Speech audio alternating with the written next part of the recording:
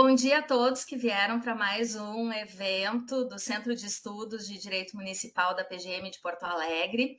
Hoje nós temos aqui uma temática que faz uma interface muito importante com vários trabalhos desenvolvidos numa Procuradoria Municipal, que é relacionada ao registro de imóveis.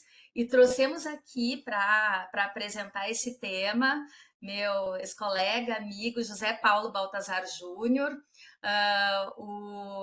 O Baltazar, ele já teve uma passagem pelo Ministério Público do Estado do Rio Grande do Sul, uma passagem pela Justiça Federal, que durou bastante tempo, como juiz federal, também aqui da quarta região, na região sul, e hoje ele atua no registro de imóveis, ele está hoje em Campo Grande, trabalhando nessa área.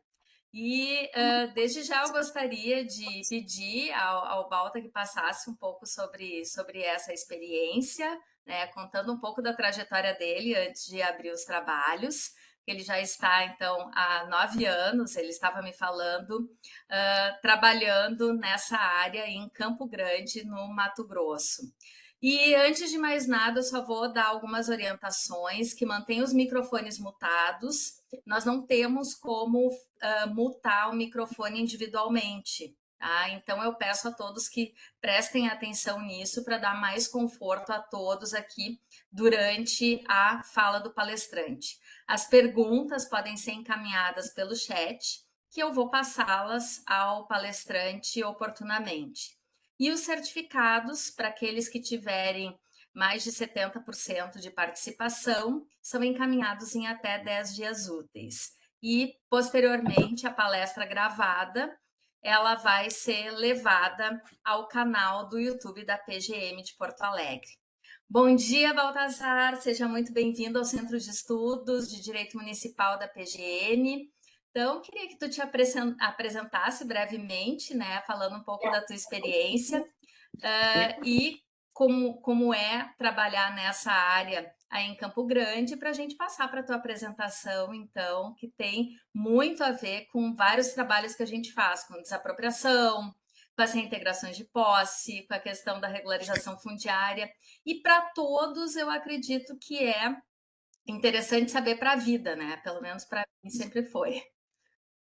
Bom dia, Karen. Muito obrigado pelo convite. Uma alegria te rever aqui, ainda que virtualmente. Como a Karen falou, nós somos colegas na Faculdade de Direito da Federal do Rio Grande do Sul, né? A minha alma mater, onde eu depois fiz mestrado, doutorado. E dali eu tive um curto período no Ministério Público, 20 anos na Justiça Federal. E quando eu resolvi mudar, né, fazer esse outro concurso para uma outra área que eu não conhecia muito pouco, né, do registro de imóveis e de notarial e registral em geral, né, é uma área meio hermética, que a gente não estuda na faculdade, é um negócio meio pouco conhecido ainda, né. Mas eu, depois de 20 anos, estava com um anseio assim por uma mudança e um pouco cansado, né, da jurisdição criminal, que era onde eu trabalhava. E isso que me levou, essencialmente isso que me levou a tentar essa mudança, né? Eu sempre fui muito prático, sempre gostei de ver resultado nas coisas que eu fazia. E a jurisdição criminal, especialmente na área de colarinho branco, que era a que eu trabalhava, ela, né, apresenta resultados muito pouco palpáveis, né? Então aquilo vai frustrando um pouco. E então eu resolvi mudar, né? Pensei assim na época, fiquei até com um pouco de pensar, pô, mas sou juiz, né? Vai fazer concurso, vai passar vergonha, se não passar, né? Muita coisa passa pela cabeça da gente, né? Mas aí o que eu pensei o dia que eu realmente decidi fazer foi, bom, na pior das hipóteses eu vou ser um juiz melhor, né? Porque eu vou aprender bastante sobre matérias que eu não conheço. Mas enfim, as coisas deram certo, né? Eu Você acabei aqui? sendo aprovado aqui no Vamos estado do Mato trocar. Grosso do Sul para uma serventia, uma cidade boa, né? Que ele Campo tá Grande, falando já, né? serventia boa também, interessante, que é o registro de imóveis, que é bem desafiador, assim, Ah, agora sim, ó. tecnicamente. E aí resolvi assumir e não me arrependo, né? Porque a atividade do extrajudicial, ela atende exatamente aquilo que me incomodava na jurisdição, né? Que era uma falta de concretude, assim. Aqui no cartório, tudo que a gente faz tem um impacto muito imediato na vida das pessoas. Né? Eu achava também que o usuário comum, assim, o cidadão não ia muito no cartório, né? Porque muitas vezes faz através de alguém, do tabelionato, mas aqui descobri que as pessoas vão, né? As pessoas vão e querem saber, e querem esclarecimento.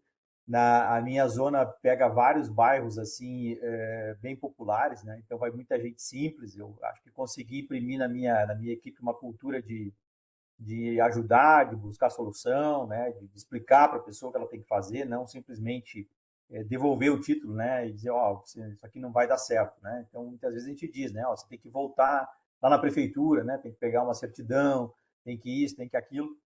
Então, gosto bastante assim da atividade, né, do dinamismo que ela tem.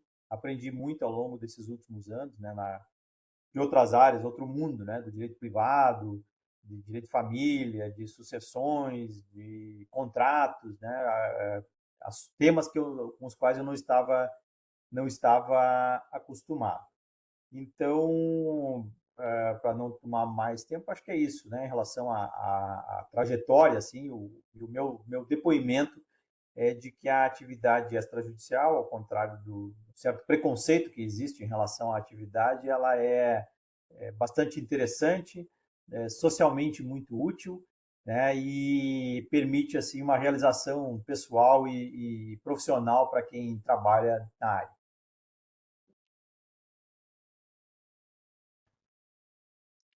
Eu particularmente, eu não vejo esse preconceito com o registro de imóveis. Acho que até aqui, pelo menos, é muito bem considerada. Não sei, se isso talvez seja no meio dos juízes federais, mas aqui é muito considerada.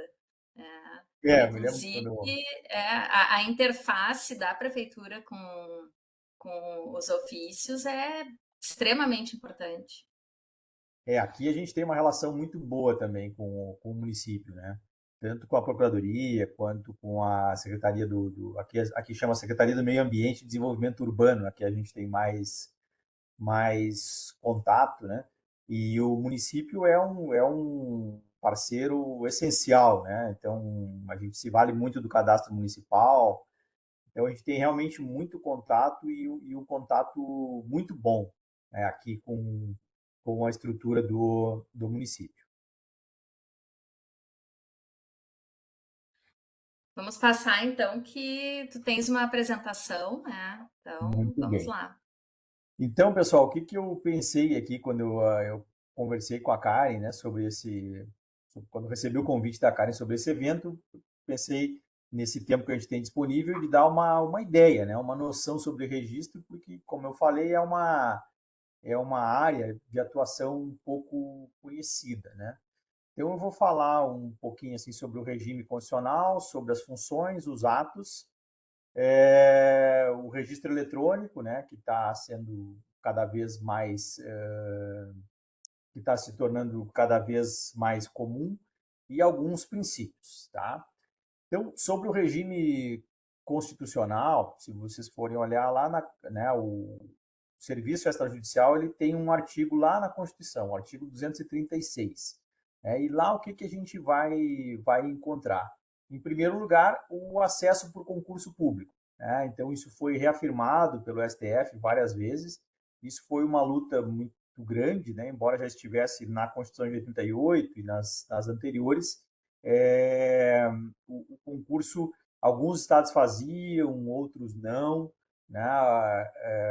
Havia uma resistência muito grande porque os cartórios extrajudiciais, especialmente os maiores, né, são muito rentáveis. Então havia uma resistência, né, das famílias que era um negócio de família, né? Então no caso aqui a serventia que eu ocupo hoje, da qual eu sou delegatário, quando eu entrei, estava na terceira geração da mesma família. Então, realmente, as pessoas viam aquilo, né, como algo que pertencia assim, à família. Havia uma resistência muito grande ao concurso. Depois, por um trabalho de CNJ, a partir ali de 2009, 2010, né, na gestão do ministro Gilson Dipp como corregedor, e do ministro Gilmar como presidente, o CNJ começou a atuar junto aos tribunais de justiça para que fossem feitos os concursos. Isso naqueles estados em que não se fazia. Atualmente, o único estado que nunca concluiu um concurso é o estado de Alagoas, que tem um concurso em andamento. Esse concurso está sendo, para vocês terem uma ideia do grau de dificuldade, esse concurso está sendo operacionalizado pelo próprio CNJ, não pelo Tribunal de Justiça. Tamanha foi a resistência em efetivar o concurso. Mas hoje em dia a coisa está mais normalizada, então está bem consolidado, né, o ingresso por concurso. Bom, e o que mais? A atividade ela é exercida em caráter privado por delegação do poder público, né? Então é uma atividade delegada. Aí alguém poderia perguntar, bom, mas por quê, né? Por que entregar um serviço público para particulares? Qual é o sentido disso? É a mesma ideia de uma concessão ou de uma permissão de serviço público, só que em lugar de ser concedido, né, para uma empresa, é concedido para uma pessoa física, selecionada por meio de concurso e não de uma licitação. Né? Então, o método de seleção é diferente. Então, a delegação ela tem uma certa carga, né, de pessoalidade, porque é um concurso, aquela pessoa é aprovada e recebe a delegação. Isso também tem implicações, né? Às vezes, quando eu vim para cá, o pessoal perguntava, mas você vai morar lá? Eu disse, olha, eu vou morar, porque lá é o meu trabalho, né? Mas não dá para colocar alguém? E a resposta é não, não dá para colocar alguém, porque você é selecionado, né? Aprovado no concurso, então você tem que estar presente, né? Prestando ali aquele serviço, né? A gente tem até casos de perda de delegação, justamente pela prática, né, que a gente chama aqui de o arrendamento de cartório, né? A pessoa coloca alguém lá e vai morar em outro lugar, né? Aqui no estado já tivemos pelo menos, aqui no Mato Grosso do Sul, pelo menos 2 casos, né, em que o tribunal, como fiscalizador, aplicou a penalidade de perda da delegação, né? A pessoa perdeu mesmo e o cartório foi colocado novamente em concurso.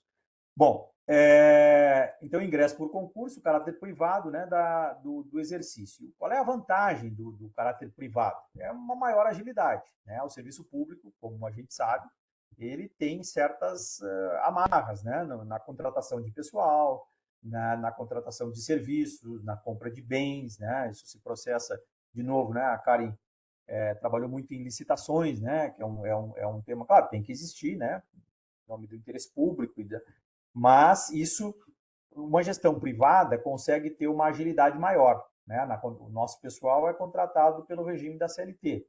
Né? As nossas compras são feitas, né, como um particular. Né? Eu faço lá meus orçamentos, tal, tenho uma pessoa que cuida da parte administrativa do cartório e faço minhas compras, né? Não preciso licitar. Então, é um regime, né? O regime privado ele tende a ser mais ágil, né? Ele se libera de algumas amarras próprias do serviço público, né? E, ao mesmo tempo, como o serviço é delegado, ele tem um sistema de responsabilização bastante intenso. Né? Nós somos fiscalizados pelo Poder Judiciário, e então existe uma responsabilização administrativa bastante firme, né? Como eu falei para vocês. Aqui tivemos esses 2 casos de perda de delegação por conta da pessoa não comparecer, mas também se perde por outros motivos. Né? Então, o sistema de responsabilização administrativa ele é bastante rígido. Né? Então, o pessoal anda na linha, ou tende a andar, porque sabe que se não andar, né, há um risco grande de sofrer punições, que pode ser multa, pode ser advertência, pode ser até mesmo a perda, né? Que é a penalidade mais severa, e tudo isso por processo administrativo. No meu caso, Inclusive naquelas questões tributárias, né? Porque quando a pessoa vai fazer a transferência de imóvel, fica uma responsabilidade sobre o titular, digamos, a questão de dizer se foram recebidas mesmo, se estão presentes os comprovantes de recolhimento dos tributos, né? exatamente, cara. Então são 4 eixos de responsabilização, né? Administrativa, penal, né, em casos mais graves, civil, tributária, ou 5, né, e trabalhista, né? Então a tributária, como a Karen falou, isso também gera às vezes algum questionamento, né? A pessoa chega, mas por que você está me exigindo aí que eu prove que recolhi o ITBI, né? Você agora é fiscal do município, né? Então a gente explica, não, eu não sou, mas a lei diz que eu tenho que verificar se os tributos foram, né, se o imposto de transmissão foi recolhido, e se eu não verificar, eu fico responsável, né? Subsidiariamente, em função dessa omissão. Né? Então, é um sistema que eu acho interessante assim o sistema da delegação do ponto de vista do que entrega, por isso, né, combinando gestão privada e uma responsabilização bastante intensa, a tendência é que se tenha um serviço razoavelmente eficiente. Aí, claro, vocês vão dizer, mas tem o cartório tal que não funciona. Tem, né? Vai ter, né? Vai ter as dificuldades, né, da nossa humana condição, né? Então, alguns colegas são mais voltados para a gestão, outros menos, né? A gente tenta trabalhar pelas entidades de classe, né? Um trabalho de qualidade, de qualificação de colaboradores, né? Então, o próprio concurso também acaba selecionando, do ponto de vista técnico, né, bons profissionais. Então, o sistema ele é pensado assim, né? Essa é a lógica do exercício em caráter privado. Ainda no regime constitucional, a gente tem o custeio, né? Como é que paga? Porque às vezes as pessoas também existe uma reclamação muito grande que o cartório é caro, né? Mas o serviço é caro, o serviço é caro, o serviço é caro. O que muitas vezes as pessoas não sabem, né? Que o cartório não recebe nenhuma subvenção do poder público, né? Então, aquela estrutura material, né? O prédio, os computadores, os móveis, os sistemas de informática, tudo isso é pago pelo próprio usuário, né? Que paga os emolumentos, né? Que são que é o valor que é pago pelo serviço. Aí o delegatário, ele com esses valores, ele né, contrata as pessoas, os serviços que ele precisa, os equipamentos, os materiais, e o que sobra, então, é do delegatário. Né? Então, é assim que o sistema funciona. Né? Quando existem atos gratuitos, isso aí, em alguns estados funciona melhor, os sistemas de ressarcimento, em outros menos. Né? Alguns pensam numa lógica, mas se você já ganha nos outros serviços, então pode prestar esses aqui de forma gratuita. Né? Então, existem os atos por exemplo, aqui no Mato Grosso do Sul, qualquer ato em favor do Estado, dos municípios e da União são gratuitos. Né? Os entes públicos não pagam. Né? Alguns estados pagam, mas não pagam os fundos. Varia, né, esse regime porque ele é fixado por lei estadual. Aí nós temos gratuidades judiciais, né? No caso de gratuidade da justiça, temos os casos de regularização fundiária de interesse social, que também são gratuitos, né? Então, existem vários casos em que o serviço é prestado gratuitamente, aí custeado ou por fundos que ressarcem ou pelos demais serviços. Né? Mas a lógica é essa, então, de um custeio por parte do usuário. Bom, isso então, pessoal, quanto ao regime constitucional, né? Para entender por quê, né? O porquê desse sistema e como ele é pensado. Né? Nesse ponto é interessante falar também, às vezes as pessoas falam, mas cartório só existe no Brasil, né? Uma jabuticaba e tal. Isso também é uma outra, não é verdade, né? Assim, de alguma forma, algum tipo de registro, né? Ao menos dos imóveis e das pessoas tem que existir, né? Um registro civil, um registro dos imóveis, né? Agora, o que dá para discutir é qual é o melhor modelo, né, para isso. Se é um modelo privado, se é um modelo público e tal, né? Eu, claro que de uma maneira interessada também, porque estou aqui no serviço, né? Mas considero que o sistema da delegação ele entrega bastante, assim, né, do ponto de vista de eficiência. E até eu vou agora mais para frente aqui comentar com vocês tanto ele entrega que cada vez a gente tem mais atribuições, né? Com isso, Só então. uma. Pois é. Desculpa te interromper, Balta, mas essa questão de ser ou não uma jabuticaba, mas eu não sei se está apropriado que um tempo tu estudaste na Alemanha, né? Sim. Tu ficaste um tempo na Alemanha. Na Alemanha, a questão imobiliária, o registro imobiliário, eu acho que até existe, né? Porque lá tem uma presunção absoluta. E aqui a Sim. presunção do registro imobiliário é relativa, né? Então, eu acho que existe em outros países, eu não sei só talvez a estrutura ou não se dê por concurso, talvez isso é que seja distinto. Eu não sei se tu vai saber sobre outros países como funciona. Existe na maioria dos países, e em muitos países é um serviço público, em sentido estrito, né? São servidores públicos que operam. Na própria Alemanha, na Inglaterra, o regime da delegação, né, para o registro, que ele não é tão comum. Onde não existe realmente, né, um país, claro, muito importante economicamente, é nos Estados Unidos. Lá não tem um registro de imóveis, né? Mas é um sistema bastante complexo lá, porque lá você tem uma cadeia de títulos, então tu vai comprar um imóvel, tem que contratar um advogado para verificar a cadeia de títulos, para verificar se essa cadeia ela funciona, só que ela é toda privada, e você tem que contratar um seguro, porque como existem muitos riscos né, já que não tem um repositório, né, onde possa, como no nosso sistema, olhar a matrícula e ter uma ideia muito próxima, ou ao menos presumida, de que aquela propriedade é regular, acaba tendo que contratar. Então, primeiro um advogado, segundo um seguro. Né? E isso gera um sistema com custos médios maiores do que o nosso. Né? Isso não sou eu que estou afirmando, existem assim, estudos, né, Sim, a respeito. Aí, em termos do custo do nosso serviço, existe também, agora parou, né, mas existia um relatório do Banco Mundial chamado Doing Business, né, que media vários índices de serviços, enfim, entre os quais transmissão de propriedade imobiliária. E a nossa média, né, de custos, ela estava dentro da média, estava comparável aos países da OCDE, né? Então, dos países desenvolvidos, né, economicamente. Então, a gente considera assim que fora né, do que a gente sente, né, ou da percepção individual de cada usuário de que o serviço é caro ou barato, que nós estaríamos dentro de uma média, né, mundial em relação aos custos de transmissão de imóveis. Bom, seguindo aqui, pessoal, eu queria falar sobre as funções.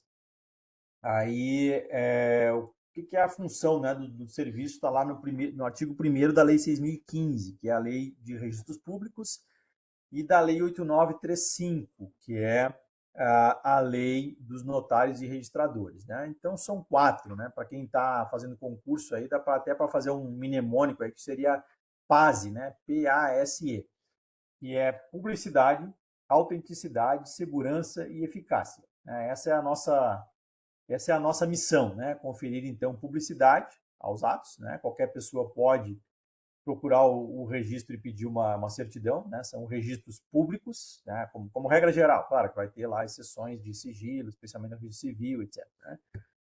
Autenticidade, né? Segurança e eficácia. Né? Então, a própria Lei 6.015 ela diz que a nossa missão, né, é organizar os registros mencionados na lei civil. Né? O Código Civil, né, a gente lendo lá com cuidado, vai ver que ele, em vários pontos, fala dos registros públicos, né?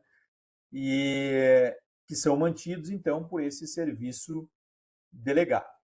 Tá? Bom, ainda sobre as atribuições, né, isso está lá no artigo 172 da lei. Agora, talvez valesse a pena, Karen, projetar isso, se você conseguir. A tela sobre atribuições, que é o slide 5. Estão vendo aí?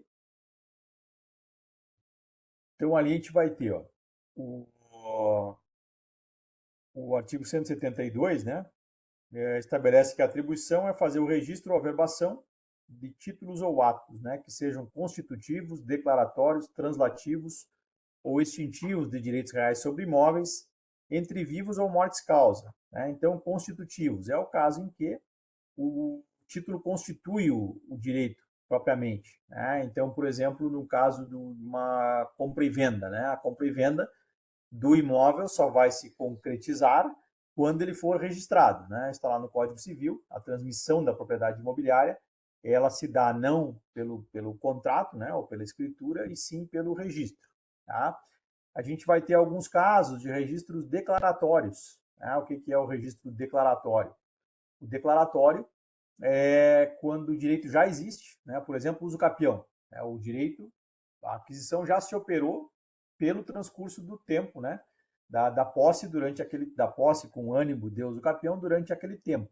Mas o registro é o que vai declarar a existência desse direito, assim como na transmissão causa-mortes, né? A propriedade se transmite pelo próprio fato do falecimento, né? Mas existe uma declaração, né? O translativo, novamente a propriedade, né? A transmissão da propriedade, ou extinção, né? Então pode ter uma verbação para declarar que a hipoteca está extinta, ou para declarar que o usufruto está extinto, né? Então esses são os tipos de atos. De qualquer direito real sobre imóveis, né? Entre vivos ou mortes causa, isso está na lei, porque em legislações anteriores, os atos mortes causa não eram levados a registro, né? No regime anterior ainda ao Código D16. Né? E a finalidade, então, constituição, transferência, extinção, validade para terceiros e disponibilidade. Tá? Então, isso sobre as atribuições. E aí,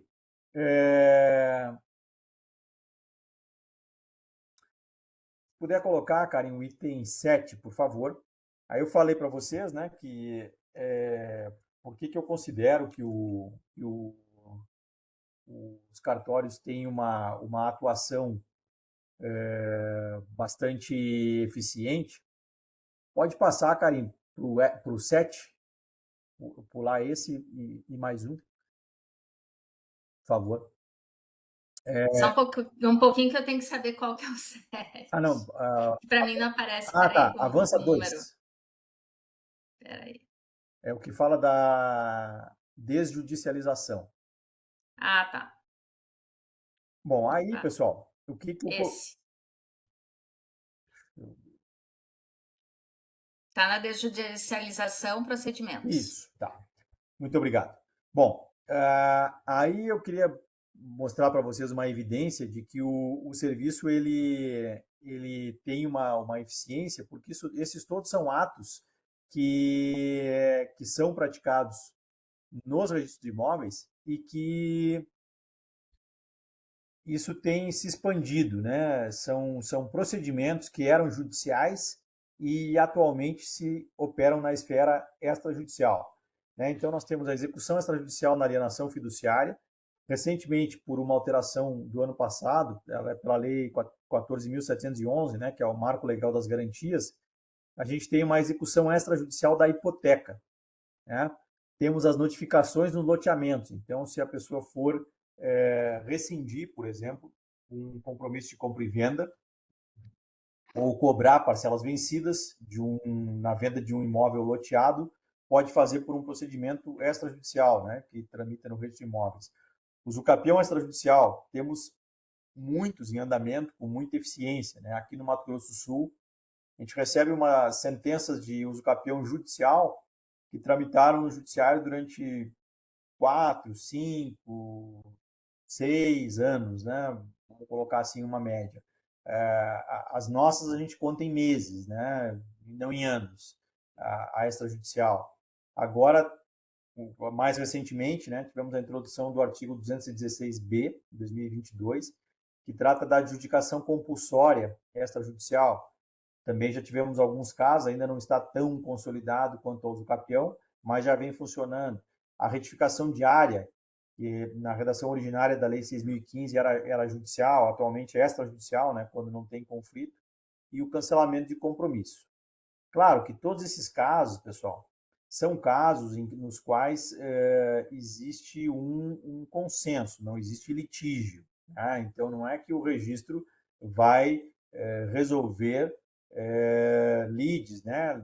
Conflitos entre as pessoas. Isso ainda, né, é papel do judiciário. Mas naqueles casos em que existe consenso ou não existe oposição, né, se consegue resolver na esfera extrajudicial com uma celeridade bastante grande, né? O nosso judiciário tem muitos méritos, né? Mas tem um problema grave, né? De lentidão.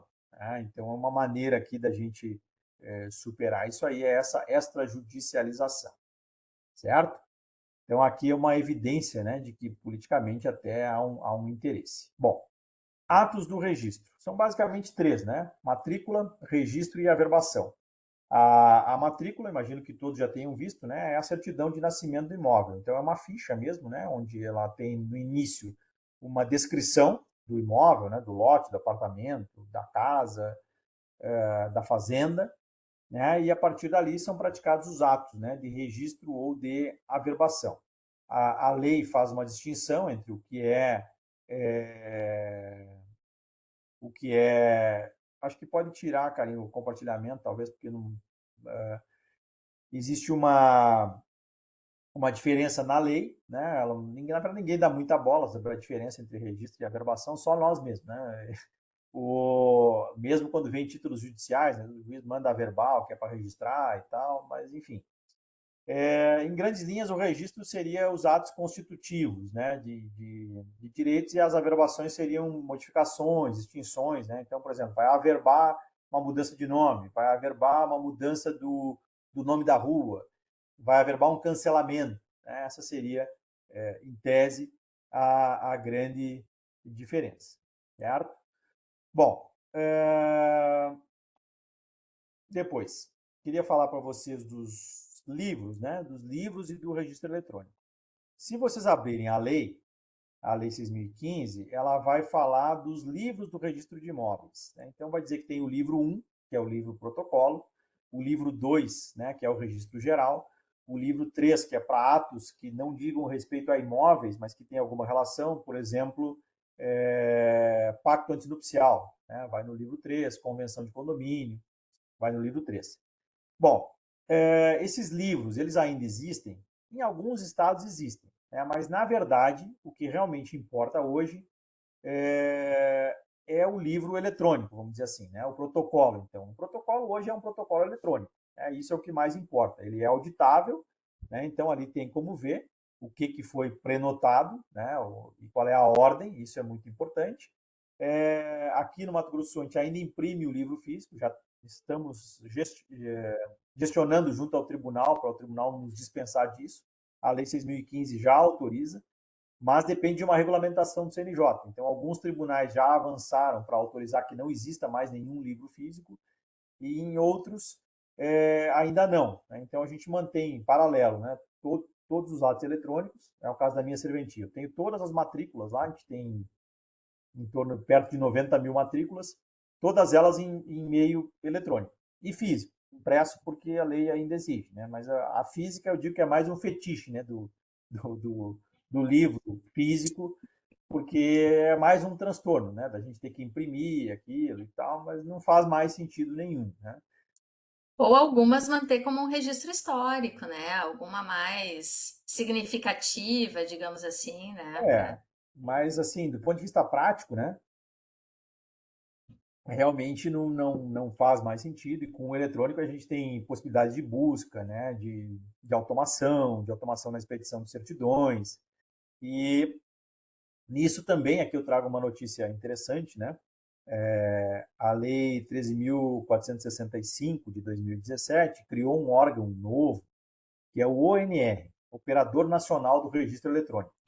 Isso que eu ia te perguntar, porque eu tenho a questão da segurança dessas informações digitalizadas. Vai lá.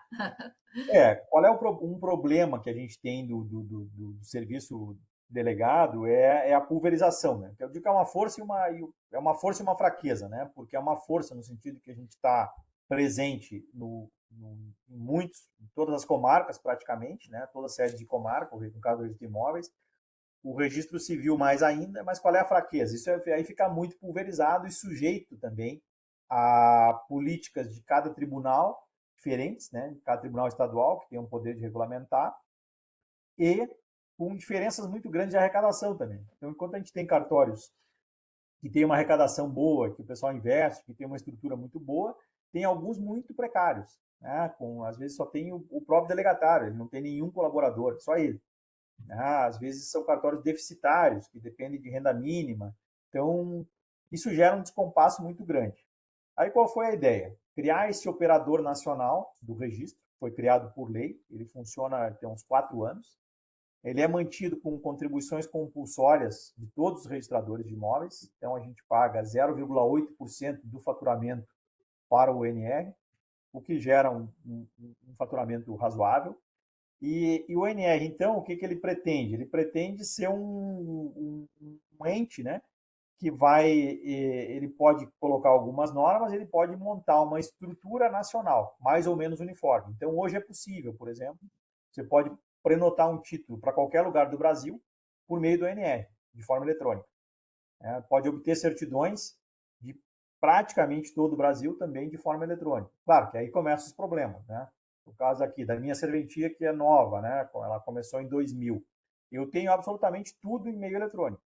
O cartório mais antigo aqui, do Campo Grande, que é o primeiro, ainda tem muitos livros físicos, né, do sistema anterior à matrícula. Então, eles não têm ainda tudo, né, mas está se avançando nesse sentido. Ele teria algum O poder NR regulatório? Ele pode estabelecer normas para harmonização de requisitos de funcionamento ou isso ainda não? pode estabelecer normas técnicas, né, mas o regulador mesmo é o CNJ. Então, tem o CNJ, o NR.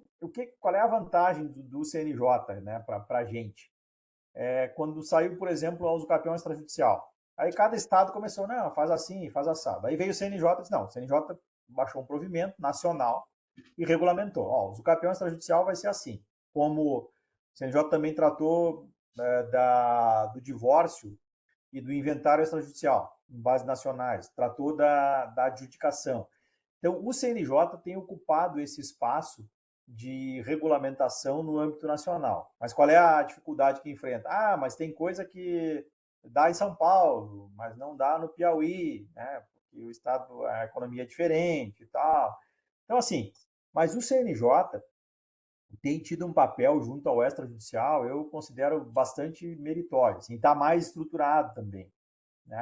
Claro, aí varia, né? Conforme a gestão do judiciário, alguns ministros são mais afeitos ao tema, outros menos. Atualmente, o ministro Salomão é um ministro, é um corregedor que gosta do assunto, entende, né? Foi juiz de direito, é um camarada que vem do direito privado, então ele tem uma noção muito boa, assim, a gente nota, né? Pelo que ele fala, assim, ele sabe o que está falando.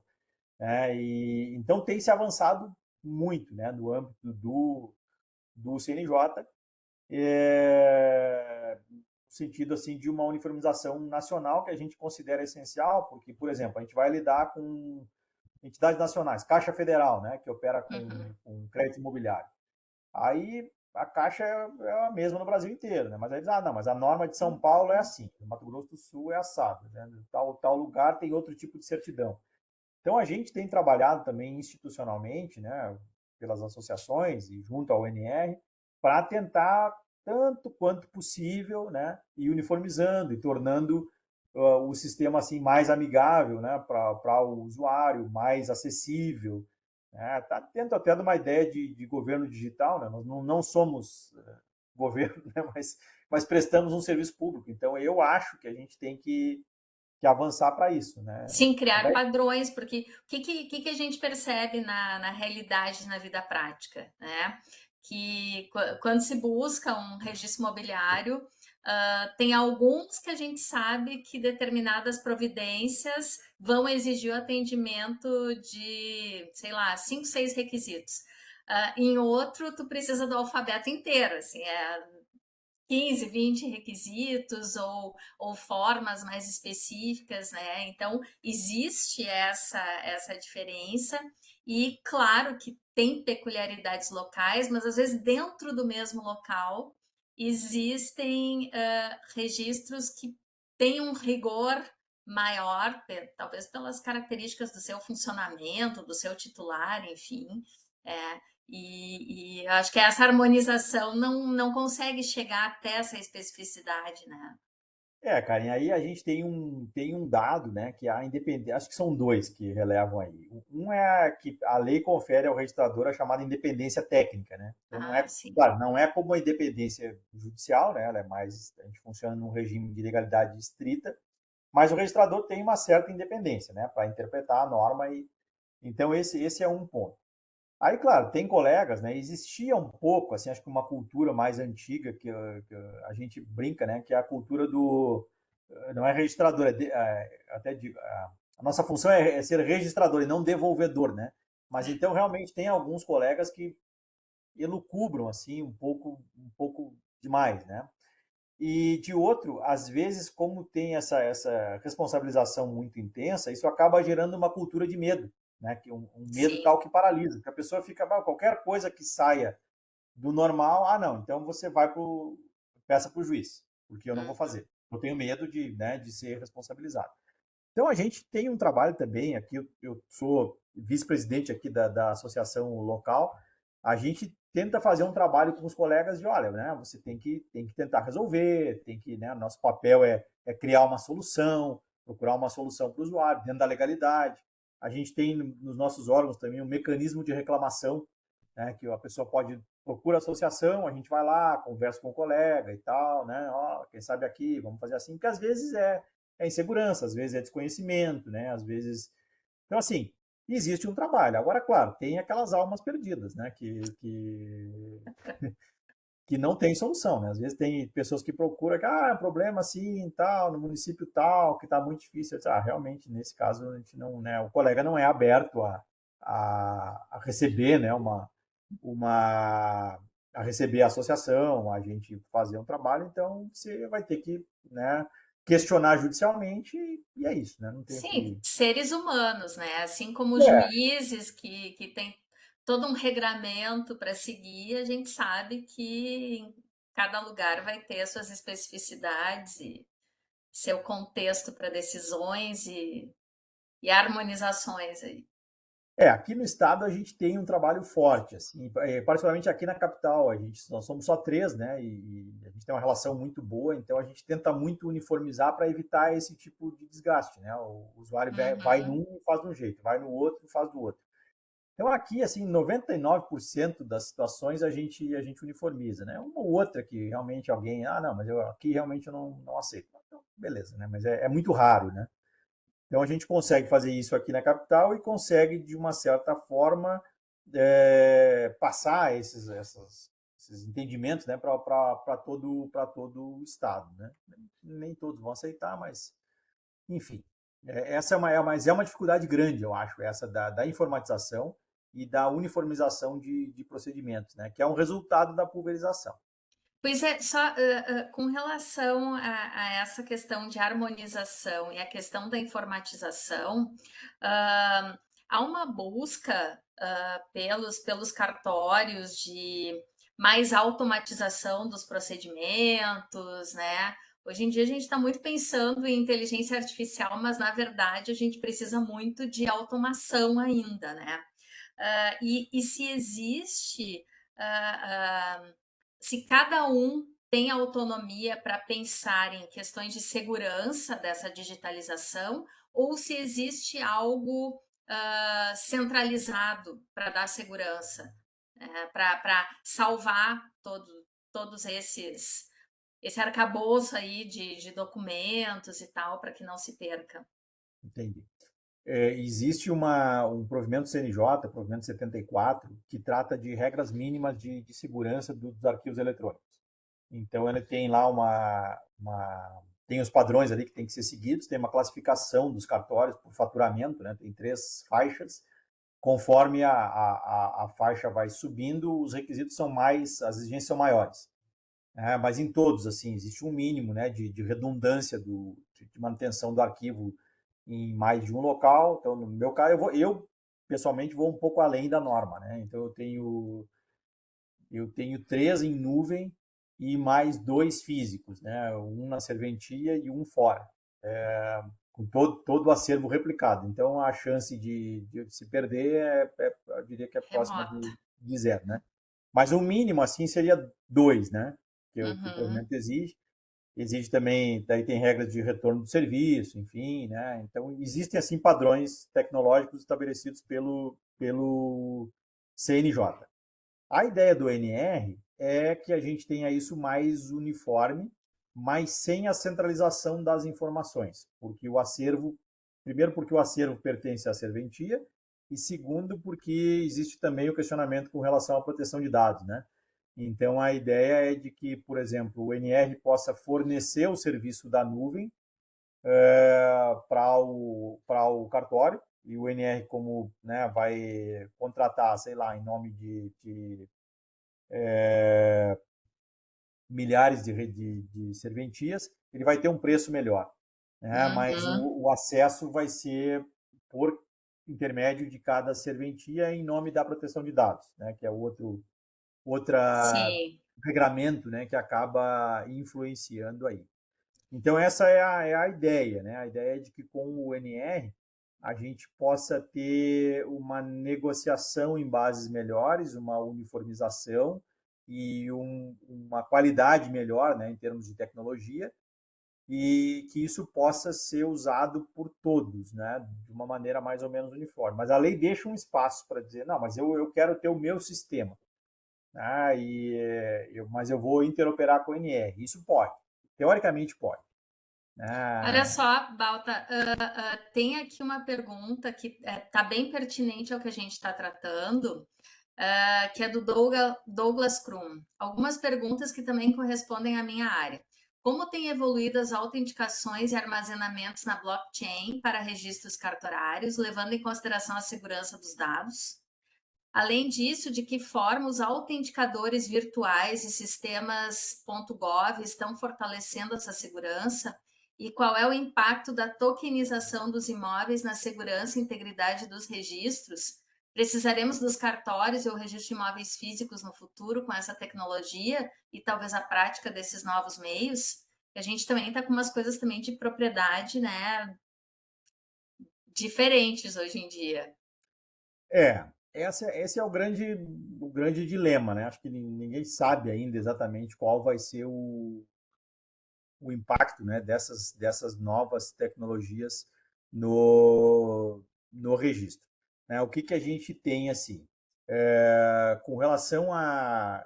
Eu penso, né? Então, vou dar a minha posição. Né? Tem colegas que são ainda um pouco refratários ao serviço eletrônico, né? Numa ideia que eu acho insustentável, de que, bom, mas se for tudo eletrônico e estiver tudo, e tiver o NR, aí vão tirar o meu serviço porque eu não serei mais necessário. Né? Aí eu disse, bom, mas e se a pessoa tiver que pegar um papel para ir lá levar no cartório, depois voltar outro dia para pegar um outro papel, aí nós vamos acabar mesmo, né? Porque as pessoas não vão tolerar isso aí, né? A nova geração, né? Meus filhos aqui, né? Eles não vão achar concebível, né? O pessoal que tem TV por streaming, né? O cara vê o desenho que ele quer, a hora que ele quer, né? Para, volta, né? Então é com essa geração que a gente está lidando, né? Então, ou a gente passa a oferecer um serviço eletrônico 24 horas por dia, 7 dias por semana, né, que a pessoa possa entrar no seu celular, no aplicativo e obter uma certidão, ou a gente vai sucumbir, né, alguém vai tomar o nosso lugar, não sei se, né, ou os bancos, ou alguma outra entidade governamental de abrangência nacional, não sei. Então, assim, a ideia do NR, no meu modo de ver, é a nossa janela de oportunidade para nos inserirmos, né, no serviço eletrônico de uma forma eficiente e ampla, né, em colaboração com essas outras entidades, que é o que também tem sido feito, esse é o braço político do NR, né? Então a gente tem uma interface com a Federação dos Bancos, com as construtoras, com o governo, com é, com o setor agrário, né, com todos esses interessados, né, no nosso serviço para colaborar. Então, por exemplo, a assinatura.gov é algo que tem lá um convênio NR para usar a assinatura Gov, né, como uma assinatura não como uma assinatura qualificada ou avançada, né? Bom, então isso é o que existe, né? Com relação a blockchain, não existe nada ainda regulamentado, né? E com relação à tokenização, existem algumas iniciativas, né? Tem um provimento no estado do Rio Grande do Sul, né? Sempre pioneiro Rio Grande do Sul, né? Um provimento da Corregedoria que trata do registro de tokenização, mas é um tema ainda muito polêmico, né? Mesmo na classe. O que há de, eu acho que de mais avançado, assim, em termos de tecnologia, que também é uma iniciativa do NR, dos registradores, é um mapa eletrônico. Esse sim é uma iniciativa bem legal. Ele parte de uma ideia, que é uma outra ideia interessante, de tentar aproximar registro e cadastro, né, que é algo que tem bastante a ver com o município também, né?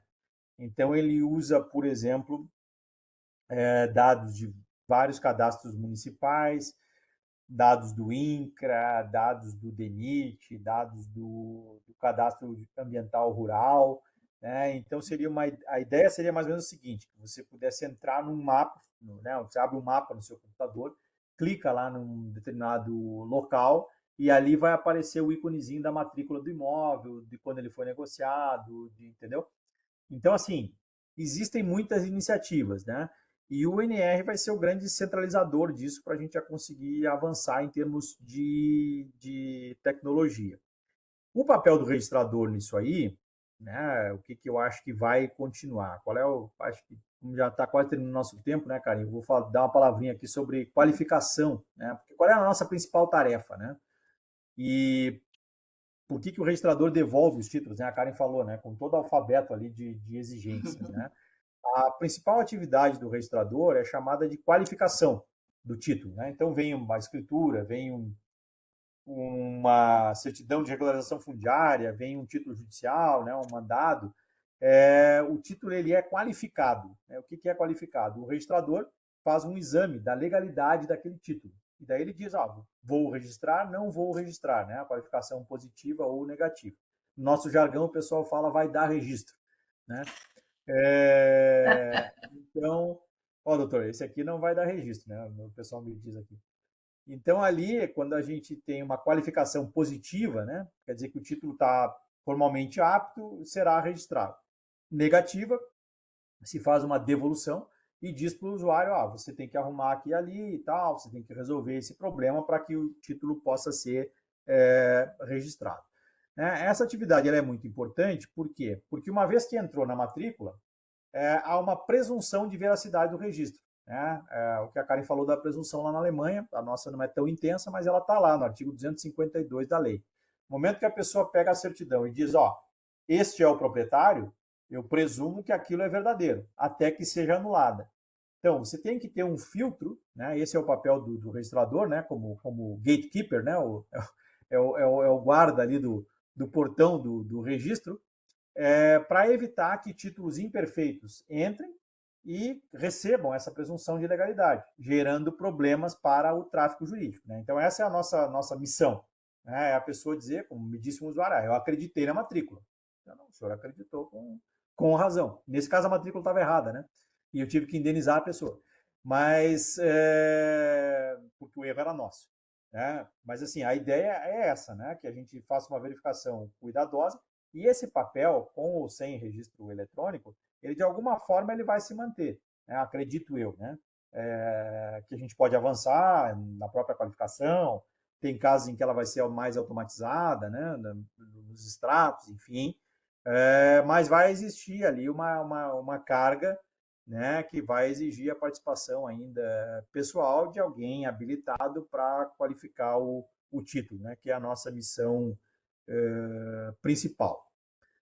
Então, mesmo com todos os avanços da tecnologia, as quais acho que nós temos que sim estar abertos, né, para avançar nesse sentido, especialmente em nome de uma maior eficiência. Né? Eu acho muito triste quando a gente ouve esse tipo de relato, né, de ineficiência, de que a pessoa foi mal atendida, de que ela teve que voltar várias vezes, né?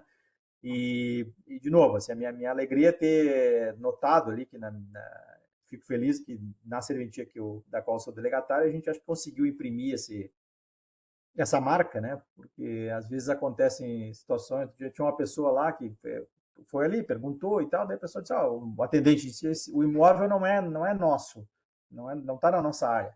Não, eu sei, mas é que aqui vocês explicam melhor, né? A pessoa falou. Eu disse, É, que bom, então temos essa fama.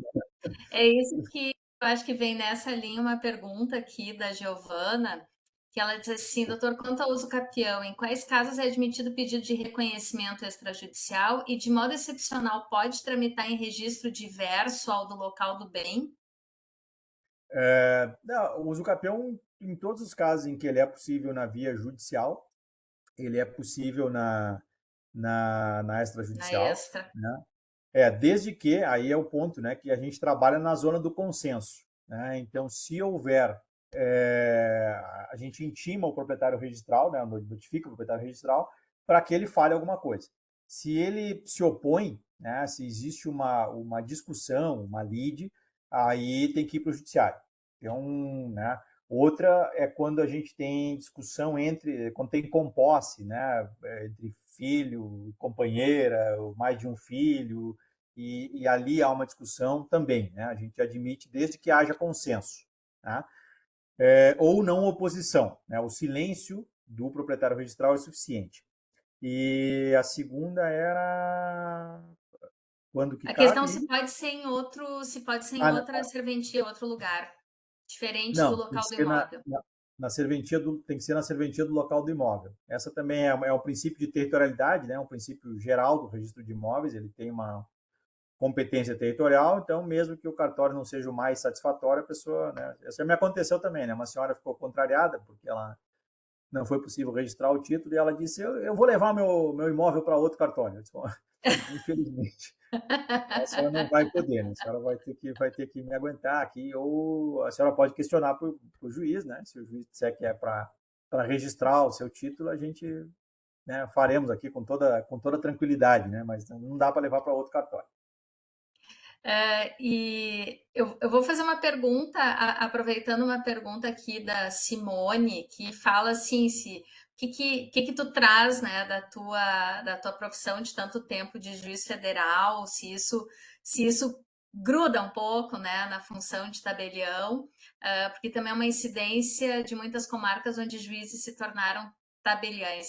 Mas eu queria te perguntar, aproveitando esse gancho dessa pergunta, colar nessa pergunta também, se nessas funções a população também pode marcar com o tabelião, digamos, para saber se é caso de levar para o registro, ou que situações que acontecem no cotidiano em que falam diretamente com o oficial. A gente tem um dever, né, um dever legal, está na Lei 8935, de atender as partes com presteza, né, e urbanidade. Não tem de uma forma tão explícita como no caso do juiz um dever de atendimento às partes, né, mas a cultura em geral dos colegas é receber. Claro, dependendo do tamanho da serventia, não dá para receber todo mundo, né? Então a gente faz aquele filtro, né? Ali na minha ali a gente atende mais ou menos 200 pessoas por dia, né? Então, claro, se eu for falar com todos, eu não vou conseguir fazer mais nada, né? Mas se a pessoa diz, eu quero falar com o oficial, beleza, eu recebo, né? Vou lá, tal, converso, ouço, né? Acho que é parte, né, da nossa tarefa, ouvir o cidadão, explicar. E então, assim, não é todos os dias, né? Geralmente o pessoal, né, como eu disse, é um cartório porte médio, né? Eu tenho ali uma estrutura com em torno de 30 pessoas.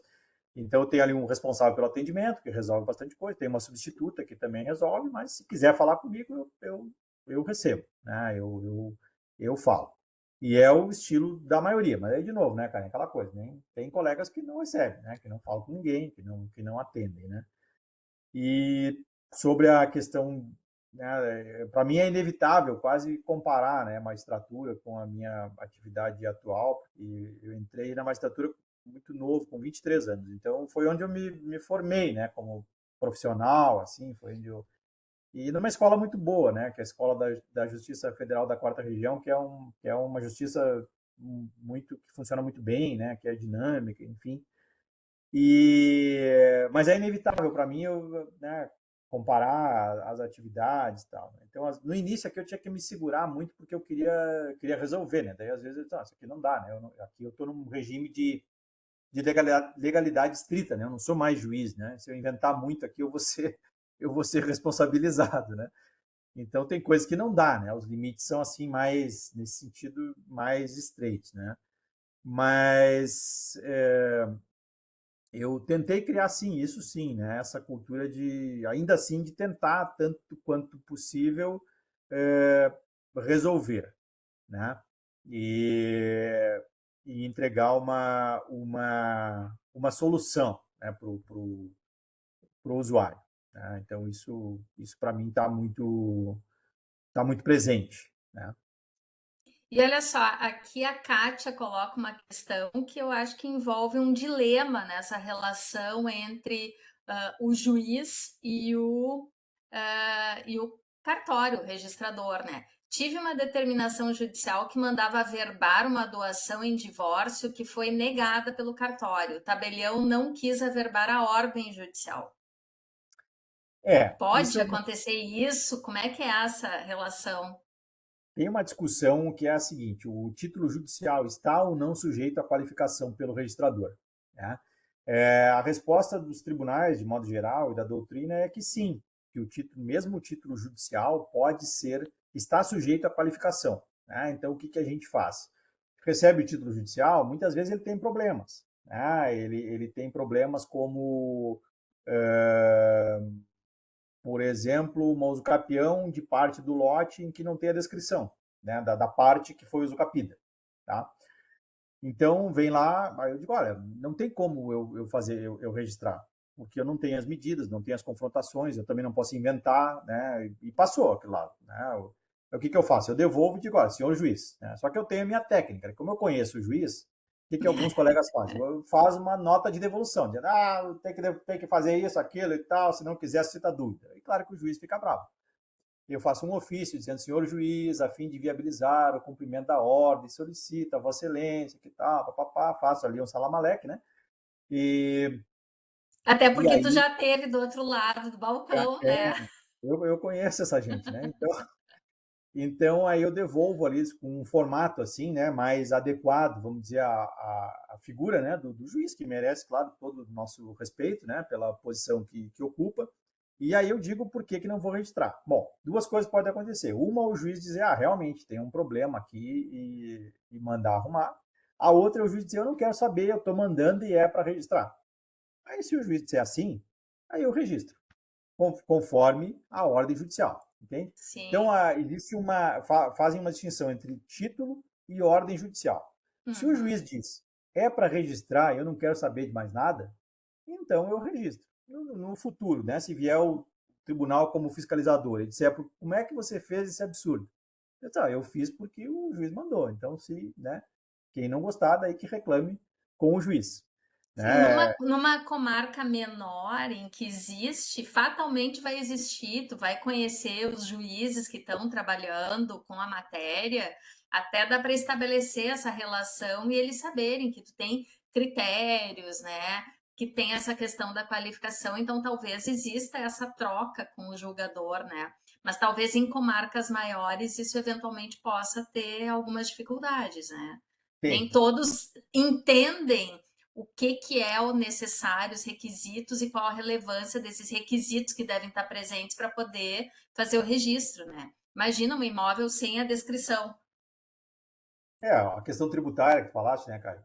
Então, às vezes, vem o título judicial transmitindo o imóvel. A gente exige o ITBI, né? Porque, embora seja judicial, tem a transmissão, o município vai cobrar o imposto. Aí a pessoa, mas o juiz não falou nada de ITBI. Não, realmente, o juiz não falou porque ele não está preocupado com isso. Ele resolveu a sua questão, né? E Sim. determinou a transmissão do imóvel. Agora, o pagamento do tributo é uma exigência legal também. Né? Aí eu digo, bom, mas se a pessoa, né? Então, esse tipo de situação, né? Às vezes não segue a continuidade, né? Transmite de quem não é proprietário. Então, a gente. Mas a manchete é: o título judicial também está sujeito à qualificação. Então tá. Tá? E o Marcelo Fongrol, ele está colocando o seguinte: em nossa comarca ainda temos imóveis registrados e mantidos na comarca anterior. Sempre tenho problemas na REURB com a demora na certidão de anterioridade. Quem tem Uhum. a competência para solicitar a mudança desse registro?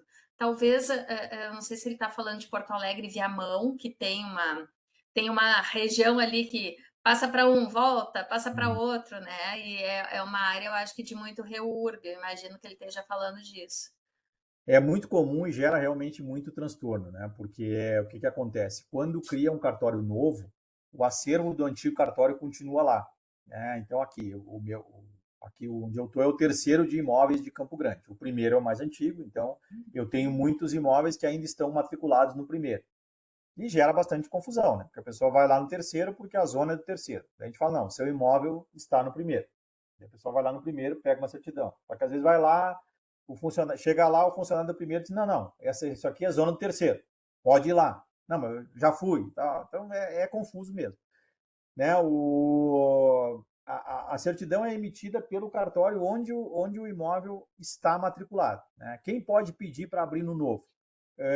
Qualquer interessado. Então, o município, por exemplo, se tiver interesse, pode pedir para abrir uma matrícula no novo cartório. Né? Pega uma certidão e pede para abrir. Pode abrir de ofício, né? Não é muito comum, mas qualquer interessado, né? A lei não fala em proprietário, veja, fala em interessado, né? Qualquer pessoa que tenha um interesse jurídico pode abrir, né? Ou É quando o, for praticado algum ato. o Marcelo está esclarecendo que ele é de Pontes e Lacerda, mas antes registrava em Cáceres. Ele é do Uhum, Mato Grosso. sim. Mas é isso aí, a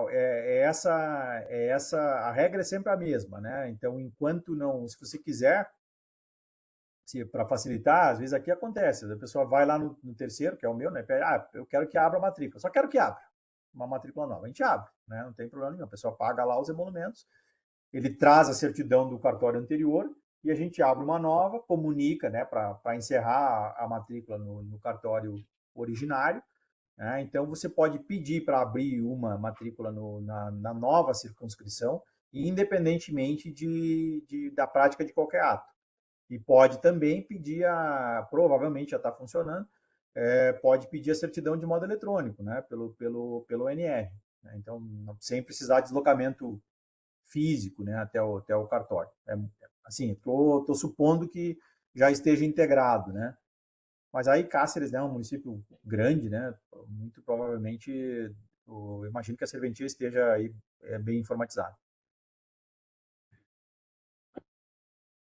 Acho que o pessoal fez. Eu acho que vamos encerrando aqui as perguntas.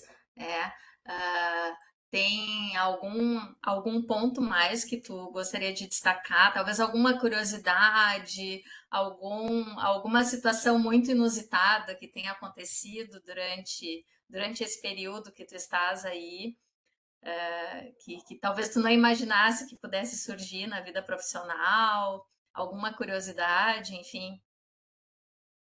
Eu acho que o mais, assim,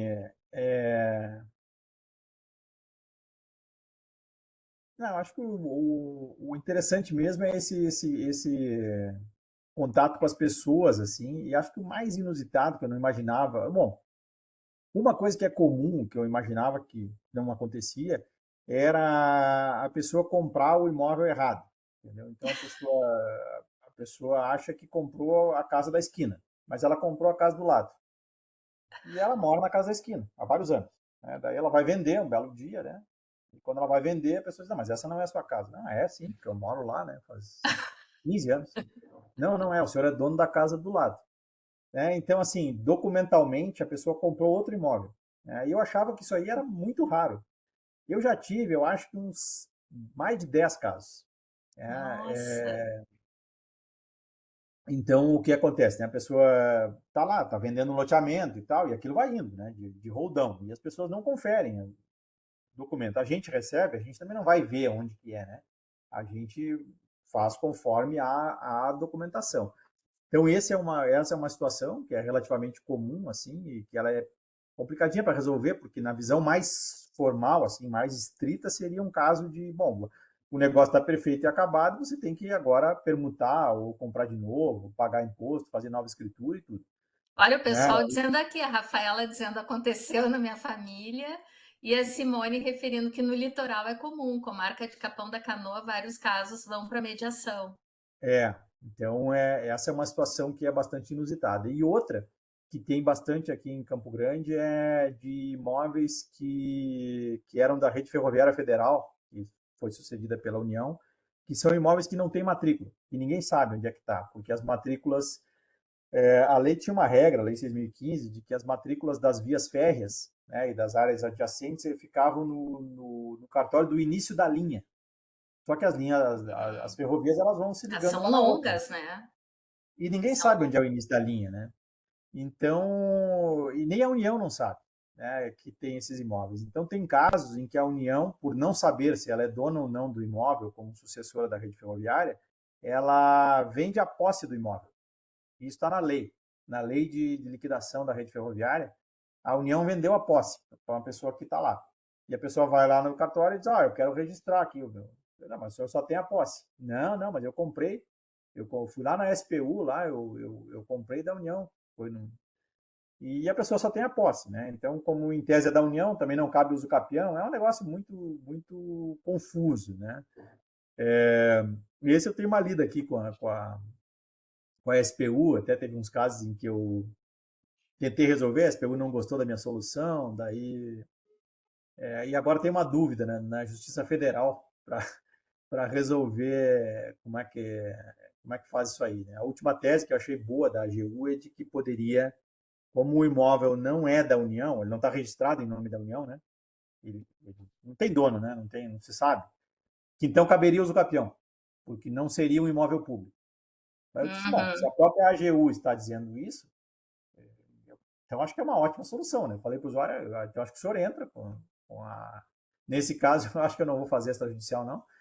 Eu acho que o senhor entra com a ação de usucapião e já coloca esse parecer aí da AGU, né? Dizendo que o imóvel não é público, então, em tese, caberia usucapião, e vamos ver o que o juiz diz, né? Então, essas são situações, assim, que são Eu bem até fiquei desafiadoras. imaginando que talvez no Mato Grosso ainda tivesse muita zona gris, talvez, entre aquilo que é terra devoluta mesmo, mas não sei, porque me parecem lugares mais novos, digamos assim, de ocupação mais recente no país. Aqui no Mato Grosso do Sul, praticamente não tem. Aqui o Aham. estado é muito bem Seria mais organizado. Goiás, talvez, para Goiás, cima. Pará, eu acho que Goiás, Pará e Mato Grosso tem mais Uhum. discussões assim, né? Bahia tem problemas fundiários também, mas aí de outra ordem, uma questão mais de grilagem e tal. Aqui no estado é muito tranquilo, assim, é um estado muito bem organizado nesse ponto, tanto que a gente tem quase, se eu não me engano, é mais de 90% já das propriedades rurais georreferenciadas. Ah, perfeito. Então aqui é muito regular assim no espaço rural, né? No espaço urbano, claro, aí a gente tem muitos tem outros vários outros problemas, né? Outros fatores aí. É, Mas tá certo, eu estou recebendo até mensagens assim demandando que um dia venha para alguma fala mais específica, o pessoal da Secretaria da Fazenda do município. E estou vendo que tem bastante gente também que eu não conheço, mas tem bastante gente das secretarias municipais. que bom. E eu Eu acho fico que vamos nos encaminhando para o finalmente, né? Já são 11h18. E eu acho que a gente teve uma excelente audiência aqui hoje, e a tua didática também é sensacional, né? O pessoal aqui elogiando, recebi vários outros elogios aqui pelo WhatsApp também. E um tema de muita utilidade para a gente que a gente estava sem explorar e que eu acredito que a gente tenha que explorar mais, né? O pessoal do Mato Grosso também veio, né? Pessoal aí da tua região. Ah, ele está dizendo, precisamos conversar. Olha, mais atendimento para ti aí, Balta. tá bom, fica. Ah, Desculpa. não, não. Eu acho que só agradecimentos à tua participação, Balta. Agradecimento a todos que ficaram até agora aqui nos assistindo. E até julho nós seguiremos divulgando as palestras nas redes sociais da @pgm.poa e depois elas todas vão sair do ar, as nossas redes da PGM, e a divulgação será pelas redes pessoais em função de determinações superiores aqui, em função de período eleitoral. Mas nós continuaremos fazendo e divulgando. E Balta, sucesso para ti aí em Campo Grande, um prazer te rever e obrigada mais uma vez a todos aí.